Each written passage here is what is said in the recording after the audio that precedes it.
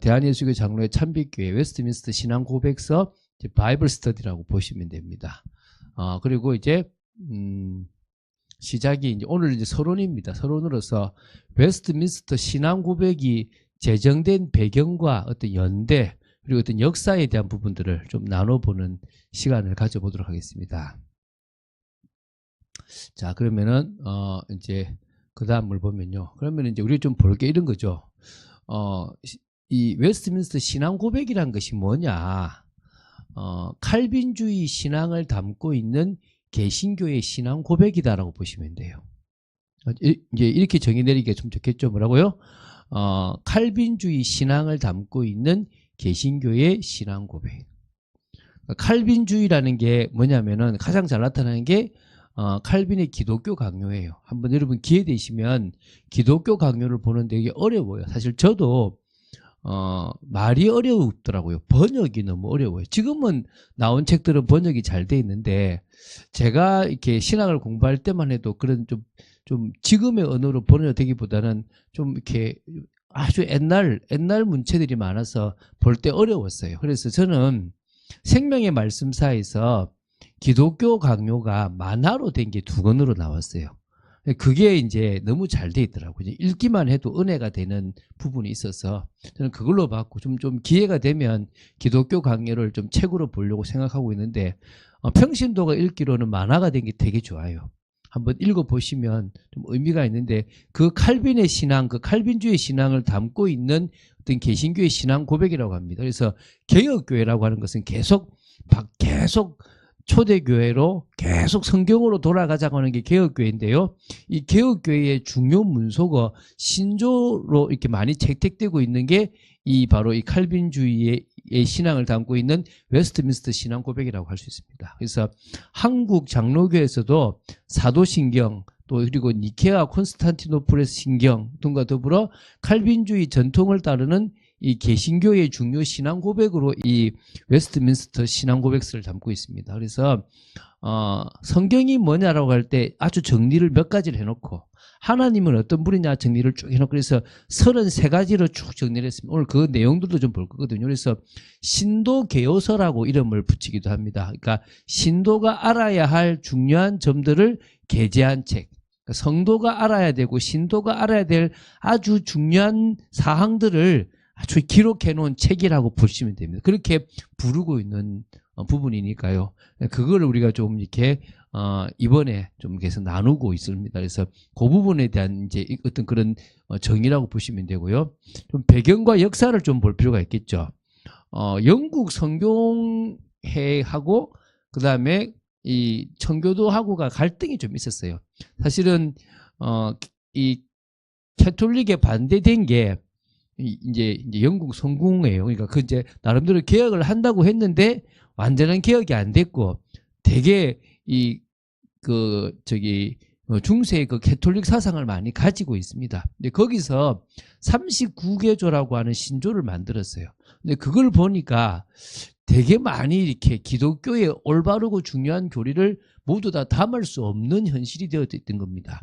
그래서 영국 성공회하고 청교도가 갈등이 되게 많았던 시절입니다. 그러다가 보니까 1643년에 영국 의회가 그때만 해도 이제 기독교 국가니까 영국 성공회에 있는 그런 중요한 어떤 그런 지도자, 목회자 그리고 청교도 쪽에 있는 개신교에 있는 중요한 지도자들을 이렇게 불러 모아서 이거를 만들게 있는 거예요. 그래서 공통으로 따를 수 있는 전례, 교리, 권징 등의 기준을 수립할 필요를 느끼고 웨스트민스터 사원이라고 하는 그 총회에다가 소집을 한 겁니다. 그러니까 학식 있고 거룩하고 분별력 있는 신학자들을 불러 모았다고 보시면 돼요. 5년 동안의 그 회의를 통해서 이건 반드시 들어가야 된다라고 한 게 웨스트민스터 신앙 고백서라는 거예요. 이걸 딱 작성한 거예요. 그걸 작성했는데 그 내용이 이제 33개의 장으로 되어 있고 그 안에 1번부터 몇 번까지 이렇게 쭉 내용들이 있습니다. 요렇게 우리는 정의할 거다. 요렇게 우리는 정리를 할 거다. 요 이상을 벗어나면 안 된다라고 만든 게 웨스트민스터 신앙 고백서예요. 그 고백서를 가지고 신학생들이나 장년들을 위해서는 웨스트민스터 대요리 문답이라고 하는 걸 만들고요. 청소년이나 어린이를 위해서 웨스트민스터 소요리 문답이라고 하는 것을 작성했어요. 그래서 질문을 하고 답을 하는, 질문을 하고 답을 내는 부분들이 쭉 있어요. 이게 막 100몇 개 이렇게 쭉 있어요. 그걸 이렇게 이제 이렇게 보면 뭐 인간의 제일 된 목적이 무엇이냐가 1번부터 해가지고 쫙 있습니다. 이제 그거를 우리 기회 되면 한번 볼 수 있는 날도 있겠죠. 그죠? 그런데 제가 먼저는 이 웨스트민스터 신앙 고백서를 보려고 하고 있고요. 그 다음에 보려고 하는 게 뭐냐 그러면 하일델베르그 신앙 고백서라는 게 있어요. 또 그것도 한번 보려고 합니다. 그래서 그 당시에 이렇게 이 초대교회의 신앙을 회복하려고 했던 사람들이 어떻게 신앙 고백을 했는지를 좀 보면서 지금의 우리와 어떻게 다르고 어떤 모습이 그한지를 조금 확인해 볼 수 있는 시간이 되어졌으면 좋겠습니다. 자, 그 다음에요. 이제 또 역사를 하나 더 보면, 그래서 이 문서들이 그 영국에서 만들어진 문서들이 미국으로 건너가요. 그러니까 청교도들에 의해서, 그러니까 청교도들이 그걸 가지고 가서 미국 장로교회의 교리적 표준 문서로 딱 인정을 해요. 한국에도 장로교 선교사들이 이것을 가지고 들어와서 한국 장로교 교회의 표준 문서로 이게 딱 통용되게끔 했습니다. 근데 참 안타까운 것은 1970년대가 들어가면서 미국 연합 장로교회는요, 이 웨스트민스터 신앙 고백서를 포기해버리고요. 칼 바르트라고 하는, 그 당시 좀 자유주의 신학과 다른 게 좀 섞여 있는데 그 사람의 그 신학자의 화해 신학적 교회론을 구성하는 신정통주의 신조인 1967년 신앙 고백서라고 하는 것을 이렇게 근간으로, 신학의 근간으로 해서 딱 그 고백으로 만들어버려요. 그래서 그 뒤로는 조금 이것이 좀 퇴색되기도 했지만 그래도 여전히 지금도 미국에서 아주 유명한 신학교라고 이름하면 그 신학교가 웨스트민스터 신학교예요. 제가 이렇게 뭐 외국에 있는 신학교를 그렇게 대단하다고 생각해 본 적이 별로 없는데, 퓰러 신학교도 제가 사실 잘 모르겠는데 웨스트민스터 신학교를 나온 사람을 몇 명 만났는데 그 사람이 하는 설교나 이렇게 강의를 이렇게 제가 듣게 됐어요. 듣는데 다르네, 깊이가 좀 있구나라는 걸 느낄 만큼 그 신학교가 되게 좋아요. 그래서 그게 웨스트민스터 신앙 고백서를 했던 그 웨스트민스터 사원 그 안에 이제 또 이제 그런 교회가 있는데 그것의 그 신앙을 이어받은 그런 신학교라고 보시면 됩니다. 자, 그리고 이제 우리가 볼 게 이 신앙 고백서의 내용이 있을까 하겠습니까? 총 33개, 33장까지 되어 있는데, 여러분 보시면 이 1장이 성경에 관하여, 이걸 계시론이라 그러기도 하고 성경론이라고 그러기도 합니다. 성경은 어떤 책이냐, 성경 이전에 어떤 일반 계시에 대한 이야기도 조금 나누면서 성경이 이런 책이다, 66권으로 우리는 이제 정의한다라고 하는 부분까지 쭉 몇 번에 걸쳐서 이제 정리를 쭉 내립니다. 그리고 두 번째가 뭐냐면 이제 이때부터 2장부터 5장까지가 신론입니다. 하나님과 삼위일체에 관하여, 또 하나님의 영원한 작정에 관하여, 창조에 관하여, 섭리에 관하여, 이렇게 요 2장부터 5장까지에 대한 내용들을 쭉 합니다. 그러면은 우리가 하나님을 알아야 되잖아요. 여러분이 성경을 보면서 하나님을 알아야 돼요. 지금 이 공부가 중요한 게 아니에요. 뭐가 정리가 잘 됐다 안 중요해요. 뭐가 중요하다고요? 하나님이 어떤 분인지를 여러분이 알면 성공인 거예요. 그래야 그 하나님을 만날 거 아닙니까? 내가 내 식으로 아는 하나님은 중요치 않아요. 오늘 제가 저기 역삼역에서 누굴 만났냐면 제7안식교회 다니는 사람을 만났어요. 그분의 생각은 그런 거예요. 하나님은 공의의 하나님이시지만 사랑의 하나님인데 어떻게 인간을 지옥을 보낼 수 있냐라고 생각하는 거예요. 난 그렇지 않다고 생각되는 거예요. 자기는. 그 사람이 그렇지 않다고 해서 하나님이 그러지 않을 수는 없는 거거든요.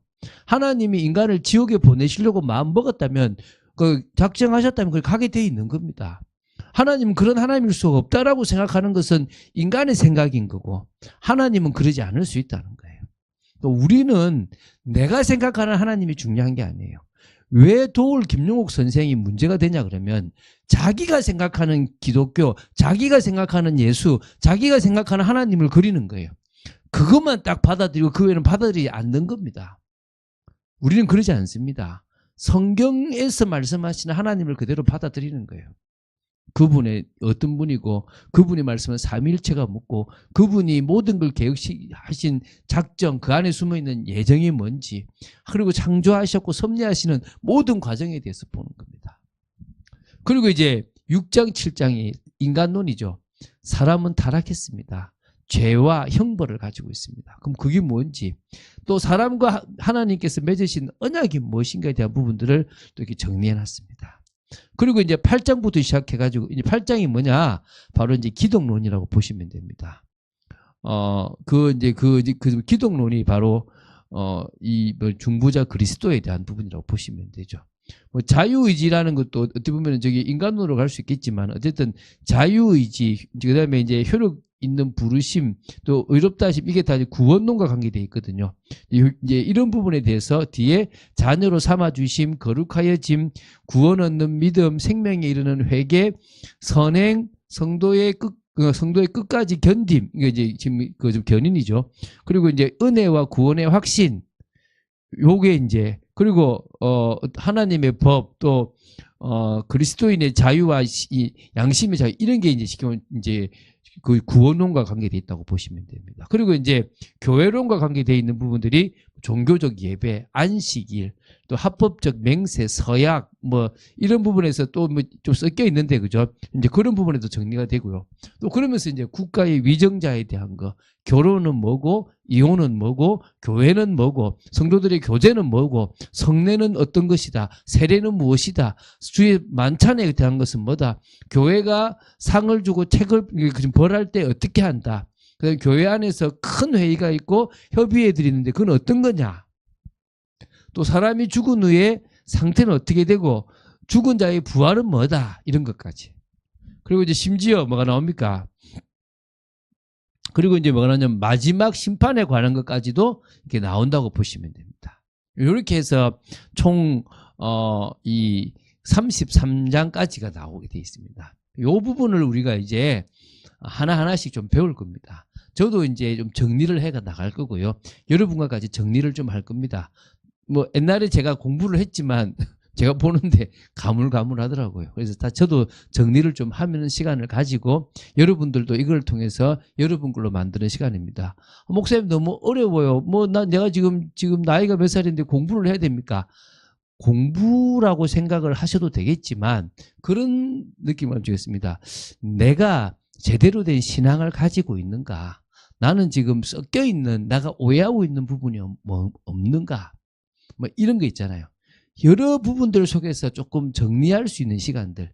제가 이렇게 조직 신학을 가지고 우리 성도들하고 나누는 그런 아직도 나누는 사람들이 있는데 그 나눠보면 느낌이 어떠냐 그러면 이게 너무 내용이 방대하니까 정리가 될까라는 생각이 좀 들거든요. 그래서 이런 시간들을 통해서 좀 정리를 하면 좋겠다라는 생각들을 좀 해봅니다. 그래서 여러분에게 이런 것들이 좀 정리되어지는 귀한 시간이 되었으면 좋겠습니다. 자, 그리고 이제 우리가 마지막으로 뭘 하냐면 이 웨스트민스터 신앙 고백을 배우는 목적, 우리 신앙 고백서를 우리가 이렇게 배우게 되는 목적이 있는데요. 한 6가지 정도의 목적이 있다고 보시면 됩니다. 첫 번째가 교리적 이해인 겁니다. 그러니까 기독교 신앙의 핵심 교리를 좀 체계적으로 배우고 이해한다는 겁니다. 그래서 신앙의 기초를 좀 단단히 다지는 데 좀 도움이 된다고 보시면 됩니다. 1번의 비중을 많이 두다 보면 지식적으로 많이 남잖아요. 그러면 어떤 일이 벌어지냐? 메말라가요. 그래서 우리는 성령의 역사 가운데서 이것을 봤으면 좋겠습니다. 그래서 수요 성경 공부는 우리를 좀 다지는 시간으로 좀 이해하셔도 충분히 좋겠다 생각이 듭니다. 충분히 그럴 수 있는 가치가 있습니다. 두 번째는 신앙 성장에 또 되게 도움이 됩니다. 자신의 신앙을 더욱 깊이 있게 성찰하고 성장하는데 내가 이걸 몰랐구나. 하나님은 이런 분이구나. 의롭다 함이 이런 거구나. 끝까지 견딘다는 말이 이런 거구나. 내가 이 비밀을 내가 성령에서 누려야 되겠다. 이런 부분들이 여러분이 이해가 되면 되는 거예요. 그래서 여러분 신앙이 성장하고 은혜가 넘치고 감사가 넘치는 삶이 되면 좋겠습니다. 교회의 일치예요. 이게 왜 필요하냐면 성경을 계속 보다가 어느 순간에 교회와 교회 사이에 다른 이야기를 하게 돼요. 그래서 장로교도 있고 선결교도 있고 감리교도 있겠죠. 근데 같은 교회라도 우리가 똑같은 교리나 똑같은 부분들을 우리가 이제 볼 수 있어야 될 거 아니겠습니까? 이제 그런 의미에서 우리가 뭐가 필요하냐 그러면 진짜 이 부분에 대해서 많이 이제 조금 이제 필요한 부분들이 있는 거죠. 그래서 우리가 충분히 이런 부분들을 우리가 보고 나눌 수 있는 축복이 있게 되기를 바랍니다.